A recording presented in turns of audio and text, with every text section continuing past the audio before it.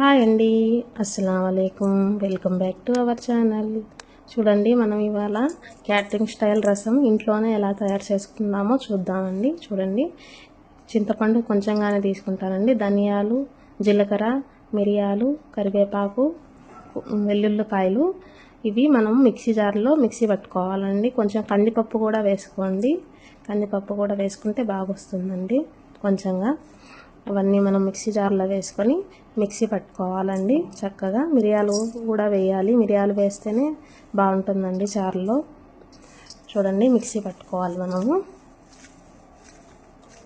దాన్ని మనము పచ్చాగా మిక్సీ కట్టుకోవాలండి. మరీ ఏం పేస్ట్ లాగా ఏం అవసరం లేదు. చూడండి, చూపించిన విధంగా మిక్సీ పట్టుకోవాలండి. ఇదిగోండి టమాటాస్ ఎక్కువ వేస్తానండి నేను. చింతపండు కొంచెం తక్కువ వేస్తాను, టమాటాస్ ఎక్కువ వేస్తాను, అప్పుడే బాగుంటుంది. చూడండి, కట్ చేసుకొని టమాటాస్ని ఇలాగ చేత్తో స్మాష్ చేసుకోవాలండి. చేత్తోనే చేసుకుంటాను నేను. మిక్సీ వేసుకుంటే అంత టేస్ట్ రాదండి మనకి. చేత్తో చేసుకుంటేనే ఇలాగ టేస్ట్ వస్తుంది. అయిపోయాక మనము చూడండి, చింతపండు అంతా మనము వేస్ట్ అంతా తీసేయాలండి. లేకపోతే రసంలో తినేప్పుడు అదంతా తోలు వస్తుంటుంది టమాటా అంతా. అందువలన మొత్తం చెత్త పక్కన తీసి పెట్టేయాలండి మనము. తీసుకొని చూడండి, తర్వాత స్టవ్ ఆన్ చేసి మనము బాణలు పెట్టుకోవాలండి. బాణలు పెట్టుకున్న తర్వాత ఆయిల్ వేసుకోవాలి. మనము ఆయిల్ వేసుకున్నామండి. చూడండి, ఆయిల్ వేసుకున్నాక వేడెక్కాక మనము ఆవాలు, ఎండుమిర్చి అండి. ఇవి ఎండుమిర్చి మిక్సీకి వేసుకుంటే బాగుండదండి. ఇట్లా వేసుకొని చూడండి, చాలా బాగుంటుంది. చూడండి, ఎండుమిర్చిని తుంచుకొని మనము ఆయిల్ వేడెక్కాక మనము దానిలో వేసుకోవాలండి. తాలింపు వేసుకోవాలి. చూడండి, అవి వేగనిచ్చాక మనము ఆల్రెడీ ముందుగా రెడీ చేసి పెట్టుకున్నాం కదండి మిక్సీలో, అది కూడా వేసుకోవాలి. ఇదిగోండి, ఇందులో మనము పసుపు పొడి, ఉప్పు చేసుకొని వేసుకోండి ఎంత కావాలంతా.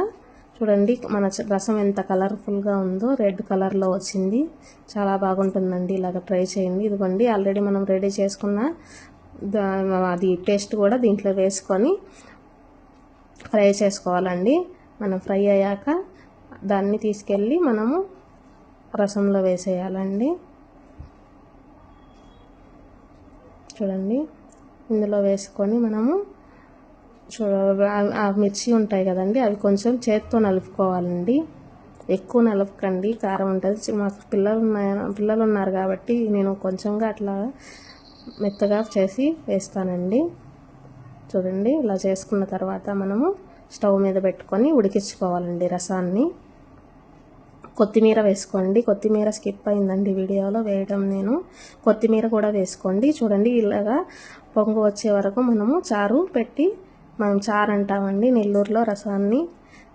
ఎక్కడెక్కడ ఏమంటారో తెలియదు, మా ఊర్లో అయితే చారు అని కూడా అంటారు. ఇదిగోండి, రసము రెడీ అయిపోయింది. మన చారు రెడీ అయ్యాక మనం స్టవ్ ఆఫ్ చేసేసుకోవాలండి. చూడండి, ఎంత రెడ్ కలర్ వచ్చింది. టమాటా కలర్ బాగా ఇస్తుందండి ఈ రసంలో. తినేదానికి కూడా పిల్లలు కూడా చాలా ఇష్టంగా తింటారు. మన చారు రెడీ అయిపోయిందండి. Thank you.